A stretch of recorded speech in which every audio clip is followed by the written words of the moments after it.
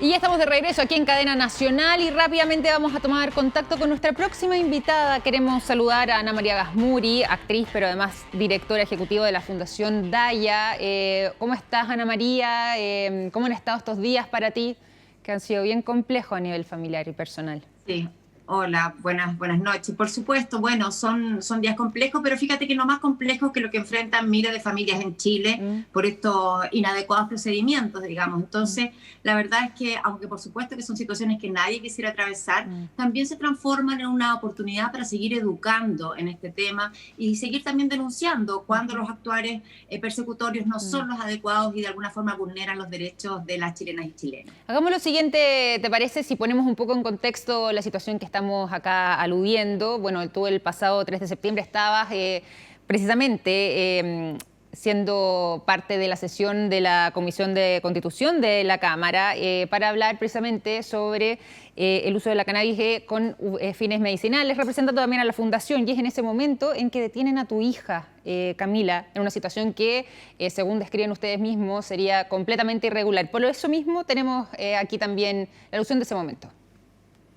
Y les quiero contar que si me vieron desaparecer de pantalla unos minutos es porque tuve que ir corriendo a la casa de mi hija, que vive a 2 casas de mi casa, que ahora se la llevaron detenida. Se acaban de llevar detenida a mi hija, allanaron su domicilio en este momento mientras estamos en esta comisión. Allanaron el domicilio de mi hija, que cuenta con receta médica por 4 plantas de 35 centímetros. Mi hija se fue detenida en este momento. Señoras y señores diputados, esa es la realidad que vivimos los usuarios medicinales en Chile y los usuarios personales. Una situación tremendamente difícil, compleja la que tuviste que vivir. ¿Cómo fue que te enteraste tú de esa situación? Porque tú algo narras también en esas imágenes. Sí, bueno, bien importante tener en consideración justamente que estábamos en la Comisión de Constitución de la Cámara de Diputados, en el contexto de la discusión de esta ley, que lo que busca, la ley conocida como antinarco, que lo que busca es perseguir de manera más eficaz al narcotráfico, pero en esta propuesta del Ejecutivo, justamente el espacio de protección que tienen los usuarios personales, y eso incluye los usuarios medicinales, se veía aún más fragilizado, y esa era la razón por la que estábamos exponiendo, mostrando la necesidad de incluir indicaciones que hagan la salvedad, ¿cierto? Que dejen clarísimo, que diferencien lo que es el tráfico de los usos personales que son lícitos en nuestro país. Estábamos exponiendo esta situación cuando mi hija, que vive a 2 casas de mi casa, me avisa, no estaba ella presente, de que estaba siendo allanado su domicilio. Y la verdad es que fue impresionante que pasara justamente las situaciones que estábamos denunciando en esta comisión, justamente las situaciones por las cuales urge separar y clarificar la distinción entre los usos ilícitos, que son el tráfico, el narcotráfico y microtráfico, y los usos lícitos, que son justamente los usos personales, lo que incluye el uso medicinal. Estábamos hablando de eso cuando, de manera increíble, sincrónica, ocurre este allanamiento al domicilio de mi hija. Y tanto fue así que yo logré terminar mi exposición, vino una parte en que venían opiniones de otros parlamentarios, alcancé a escuchar, y en un momento tomo la decisión y salí corriendo porque por WhatsApp me seguían pidiendo que por favor me acercara, que la situación estaba compleja, que no había posibilidades de dialogar racionalmente con los funcionarios de la CIP de Carabineros que estaban haciendo el procedimiento. Alcancé a irme, traté de interceder, vi que estaban en una postura totalmente cerrada, en un procedimiento que no corresponde. Aquí ya sabemos que no había orden del Ministerio Público, no había orden de Fiscalía, lo aclaró la propia Fiscalía a través de redes sociales, ¿no? Entonces, sin ir más lejos. Entonces fue increíble, pero mira, por supuesto que como familia no nos gusta pasar por una situación como esta, pero si esto sirve para ejemplificar esta situación y para que terminemos con esta situación que no corresponde, nos parece que es adecuado. Después, por otra parte, importante ver, increíble, yo creo que eso no estaba en lo que ellos esperaban, ¿cierto? Los que están detrás de esta persecución, que pudiera yo develar esto en vivo con lo que estaba pasando. Además, pues. Y fue impresionante, y yo quiero agradecer y aprovechar este espacio para agradecer el inmenso apoyo recibido desde el mundo político, desde el mundo de las organizaciones sociales, desde fuera de Chile, desde las comunidades de pacientes. Nos hemos sentido muy respaldados, muy apoyado. También celebramos la columna publicada por el ex vocero de la Corte Suprema, Lamberto Cisterna. Así es, en que queda clarísimo. Entonces, aquí estamos frente a una situación en que uno se pregunta qué pasa con el Estado de Derecho. Justamente, qué pasa con el Estado de Derecho, con este tipo de vulneraciones que no corresponden, tomándose las policías atribuciones que no están dentro de sus competencias. Bueno, y dentro de eso mismo también recogimos el relato de Camila, de tu hija. Queremos revisarlo contigo también para que entendamos un poco también la situación que le tocó vivir. Acá están esas palabras. pidió mi carnet de identidad, cosa que ahora pienso también, digo, ¿por qué le pasé mi carnet de identidad a un carabinero que no se identificó, que yo no sé quién era, que estaba de uniforme adentro de mi casa, con pistolas todas desenfundadas? Yo ni siquiera le pedí el nombre de lo asustada que estaba. Y le pasé mi carnet de identidad. Y él salió con mi carnet de identidad de la casa, se fue al auto, me imagino yo, volvió, me lo entregó y me dijo, tienes 12 horas. Yo, ¿12 horas para qué? No sé, para tener todo el día o sacar todas tus plantas, porque en 12 horas va a aparecer el OS7. Bueno, ya escuchamos parte del relato, Ana María, y tú das cuenta de que, bueno, al menos se sabe ya, así lo aclaró la misma Fiscalía, de que no había de parte de ellos una orden. Acá estamos hablando entonces también de un caso irregular. ¿Qué pasos van a seguir como familia? Y un poco también hacer hincapié en la situación que ella misma narra y que pudimos conocer también durante el fin de semana, porque es una manera bien agresiva, diría yo, esto en términos personales, la forma en la que se produjo toda la situación, desde la detención y también el mismo ingreso que hacen a la vivienda. Sí, lo que pasa es que aquí hay que distinguir, hay dos eventos, por eso todo esto es muy raro, ¿no? Yeah. Hay dos eventos. Una primera es lo que narraba Camila recién, a las 4 de la mañana, en que se encuentra con los carabineros adentro de su casa, adentro del living de su casa, sin haber golpeado, sin haber avisado, diciendo que estaban persiguiendo a un ladrón. Yeah. Y es ahí cuando le piden su carnet de identidad, que no corresponde, es como hacer un control de identidad dentro de tu domicilio a las 4 de la mañana. Claro. Y ahí recibe esta amenaza, y efectivamente a las 11 de la mañana del día siguiente aparece no el OS7, sino que la CIP de Carabineros, que depende del Ministerio Interior, ¿cierto?, diciendo que venían por una denuncia anónima. Obviamente la denuncia no era anónima, eran los propios carabineros que habían estado a las 4 de la mañana. Y eso es lo que no corresponde. Ahí, pues, si tenían alguna duda, tendrían que haber comunicado a Fiscalía. Y la CIP de Carabineros, la verdad es que muy curioso todo, engañaron nuevamente diciendo que firmara la orden de ingreso, que era solo para chequear si eran esas plantas, que no iban a revisar el domicilio. Y obviamente mi hija firmó, ingresaron a ver las plantas y en ese momento le dicen está detenida y vamos a revisar el domicilio. O sea, lo que le acababan de decir que no iban a hacer, y eso está todo grabado y registrado. Entonces aquí vemos una vulneración de derechos y esto es muy importante señalarlo. Vimos la declaración de Carabineros a posterioridad, reaccionando a nuestra comunicación pública. Y la verdad es que esa declaración de ese teniente coronel de Carabineros es perfecta para dar una clase de toda la errada interpretación que se puede hacer de la ley 20.000. De verdad que es de antología esa declaración. Parte diciendo que el uso de cannabis es con receta retenida. Está confundiendo la vía farmacéutica con el uso personal. Nada que ver. Después el funcionario insiste, reconoce que estaban las prescripciones médicas, lo que es correcto, mi hija tenía sus prescripciones médicas, pero insiste que le faltaba trámites administrativos frente al ISP, Instituto de Salud Pública, y el SAG, Servicio Agrícola Ganadero. Este funcionario lo que está haciendo es confundir la vía farmacéutica, que tiene sus propias regulaciones para productos que son vendidos en farmacia, con la vía del uso personal que está contemplado en la ley 20.000. Confunde absolutamente. Y esto yo quiero aprovechar la instancia en la misma línea de lo que dijo hoy día el ex magistrado Lamberto Cisterna, ¿cierto? No se requiere autorización de Servicio Agrícola Ganadero ni del ISP para un cultivo personal. Los cultivos personales no requieren de autorización ninguna, porque son excepciones a la ley, y así lo ha dicho claramente la Corte Suprema, no en un fallo, sino ya en una jurisprudencia abundante durante muchos años, ¿no? Claro, y es bueno hacer esa aclaración, dejarlo también ahí bien consignado de manera correcta. De todas formas, ya que tú también estás haciendo alusión a las palabras de este carabinero, nosotros también recogimos su testimonio y aquí está su versión. Según lo que indica esta persona, mantiene una prescripción médica para el consumo, lo que fue constatado por Carabineros, que efectivamente existía una receta médica. No obstante, esta solamente indicaba que era para el consumo de una enfermedad determinada, y además la característica principal, que todas las recetas médicas para este tipo de prescripciones son con retención, y esta fue entregada o mostrada a través de una fotografía. Mira, ahí están las palabras entonces también de este carabinero. Tú dices que ahí hay una confusión en cómo él lo plantea, pero me quiero quedar también con algo que tú mencionaste antes, que esta situación personal que te toca a ti de manera directa a través de tu hija, familiar incluso, es algo que tú has visto también que se repite entre varias personas que han pasado por situaciones similares, gente que hace uso medicinal de la cannabis, y por lo mismo esto vendría siendo quizás un caso más que se suma a lo que están padeciendo varias personas.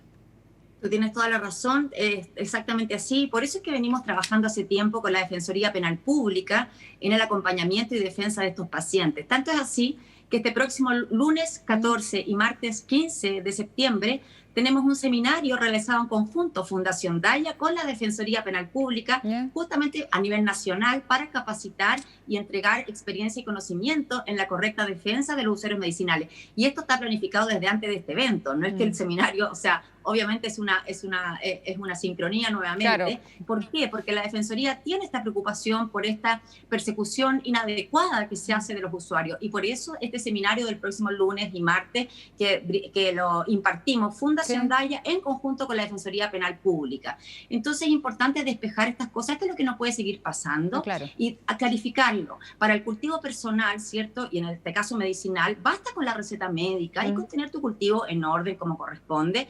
Y esto no es infringir la ley, esto está dentro de las conductas lícitas. Por eso es que todas estas acciones están fuera del protocolo. No fueron, además, impulsadas por Fiscalía, como ya lo dejamos claro, y por supuesto que en ese sentido con la Defensoría Penal Pública veremos todas las acciones a tomar, porque sentimos que esto no puede seguir pasando en Chile. Esa es una violación de derechos humanos, una vulneración de derechos esenciales, como son básicamente, y así lo señala también el ex vocero de la Corte Suprema, hay muchas vulneraciones, pero aquí básicamente la afectación al derecho a elegir la forma en que yo trato mi salud. Eso es un derecho que nos asiste a todos como ciudadanos, ¿no? Y eso en algún momento también estuvo muy fuerte en la palestra, estuvo muy presente en la discusión pública. Y por lo mismo, preguntarte en qué pie está esa discusión actualmente. Tú ahí, bueno, te toca además esta situación personal justamente exponiendo además ante la comisión, pero por la ley de narcos, ¿en qué queda actualmente también todo lo que tiene que ver con el uso medicinal de la cannabis?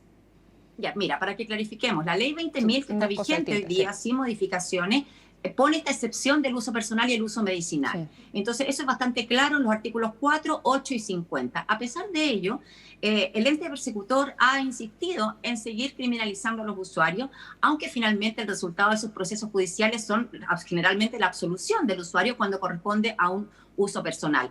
En ese sentido, para mejor clarificar la propia ley 20.000 y terminar con esta confusión, es que se impulsó la ley Cultivo Seguro para dejar en claro que existiendo una receta médica no se podían incautar esas plantas, es decir, para restituir la presunción de inocencia de los pacientes que se ven vulnerados y pasan por esta situación. Pero esa es una modificación del Código Sanitario que complementa la ley 20.000. Perfecto. Pero la ley 20.000 hoy día lo habilita. La ley antinarco, que se pretendía aprobar la semana pasada, que ahora esto también lo hace que se detenga para observar estos asuntos, en su afán de mejor perseguir al narcotráfico, hacía más difusos los límites entre el uso personal y el microtráfico. Y en ese sentido señalamos y estábamos exponiendo de que esta es la oportunidad, justamente la oportunidad de pasar estas indicaciones, ya que se está modificando la ley 20.000, que clarifiquen esto totalmente, para que no tengamos que volver a vernos enfrentados a este tipo de situaciones. Así que esto que es una crisis y esta ley antinarcos que va en esta línea un poco persecutoria, impulsada por el Ejecutivo, bueno, quizás se nos abre esta magnífica oportunidad,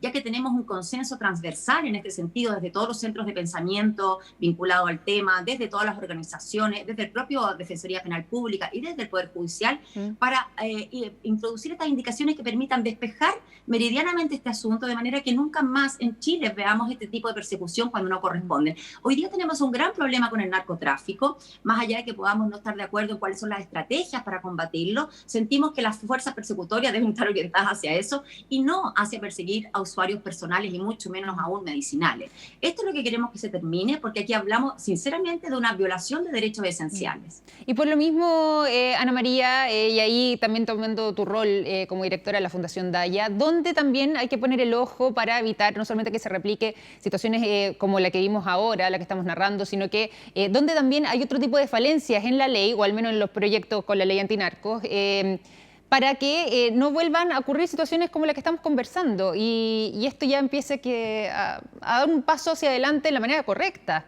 sin tanta confusión, sin tanta línea difusa. Sí, la verdad es que hoy día la ley como está es bastante clara y aquí lo que falta es una voluntad política del propio ente persecutor, aunque suene curioso decirlo, de aplicarla de esta manera. Pero todo lo que podamos hacer para mejor despejar, para mejor clarificar, y por eso pensamos que las indicaciones que se pueden incorporar a la ley antinarcos, sin duda que serán, y esto no es porque lo digamos nosotros, esto fue lo que plantearon los propios diputados de dicha comisión, de que esta era la oportunidad de alguna manera subsanar esto que ha sido un problema arrastrado por muchos años, años, en que no ha habido la posibilidad de despejarlo completamente, en que todavía vemos una discrecionalidad en el ente persecutor y en los jueces que no corresponde. ¿Ente persecutor te refieres a Carabinero en este caso? No, el ente ¿Puntualmente a persecutor policía? es el Ministerio Público, Ya, perfecto, para despejar el... que no estaba involucrado en este caso, pero que en algunos otros sí ha perseverado en la persecución, ¿cierto? O, por ejemplo, tuvimos recién un caso, un sobreseimiento de una usuaria medicinal y Fiscalía va a recurrir de nulidad frente a ese sobreseimiento. A eso nos referimos con que persevera esta actitud persecutoria.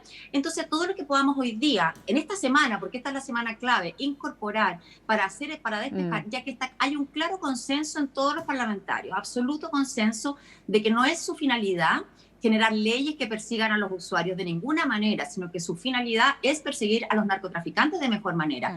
Porque justamente el problema que tenemos hoy día es la criminalización y persecución de usuarios que son personas que no son delincuentes y es más, que están haciendo ejercicio de un derecho que hoy día tienen según nuestra propia regulación. Sí. Entonces, todo lo que nos ayuda a despejar va a ser muy bienvenido y pensamos que esta ley antinarco nos presenta la oportunidad para impulsar quizás de manera más rápida incluso que la propia ley cultivo seguro. Esta ley que se aprobó con un 88% de los votos en la Cámara de Diputados, pero que ha quedado detenida en la Comisión de Salud del Senado porque la senadora Carolina Goich no ha estado en disposición de ponerla en tabla, a pesar de que así se lo ha solicitado la presidenta del Senado, la senadora Adriana Muñoz. Contarte también Fundación Daya y Fundación Mama Cultiva es parte de la mesa de la agenda de género, la mesa de género y COVID de la presidencia del Senado. Y este tema ha sido puesto por la presidencia del Senado justamente por el aumento de mujeres y madres criminalizadas en el contexto de pandemia por ejercer su derecho a cultivar. Entonces, también esto está puesto en la agenda de género desde la presidencia del Senado y en esa condición se le ha pedido a la senadora Goich que la ponga en tabla, pero aún así no ha estado dispuesta a hacerlo. ¿Y por qué no ha estado dispuesta? ¿Qué es lo que argumenta ella y qué tesis tienes tú también respecto a lo que podría ser su postura? Sí, lo que sabemos de su posición es que ella estaría de acuerdo solo con la vía farmacéutica de acceso al cannabis medicinal y no del autocultivo. La vía farmacéutica hoy día, el único camino que tiene es un fármaco que cuesta 650.000 pesos mensuales. Entonces, evidentemente que esa vía no está. Ahora, yo acepto y respeto que ella pueda no estar de acuerdo con esta ley. Sería la única parlamentaria de la democracia cristiana que no estaría de acuerdo. La bancada completa de la Cámara de Diputados estuvo de acuerdo. Pero a lo que no se puede negar ella es a la discusión democrática, a que se ponga en tabla y se discuta, aunque ella vote en contra, no importa, ¿cierto? Pero bueno, ya sea porque se apure la ley cultivo seguro o porque se incorporen estas indicaciones en la ley antinarco, nuestro foco es la protección del derecho a la salud, a la seguridad y la dignidad de miles de familias hoy día en Chile que mejoran sus vidas con el uso medicinal del cannabis. No nos olvidemos que hoy día son cientos los médicos que están prescribiendo cannabis medicinal, que están capacitándose para hacerlo de mejor manera, y hoy día ya hay muchas universidades trabajando en el tema, es decir, no estamos hablando de alguna rareza, sino que estamos hablando de algo que es parte de un movimiento internacional en el cual América Latina, nuestra región, está profundamente involucrado, considerando que en nuestra región justamente el autocultivo es la vía de acceso que ha permitido aliviar y brindar alivio, ¿cierto? Y mejor calidad de vida a tantas miles de familias en la región.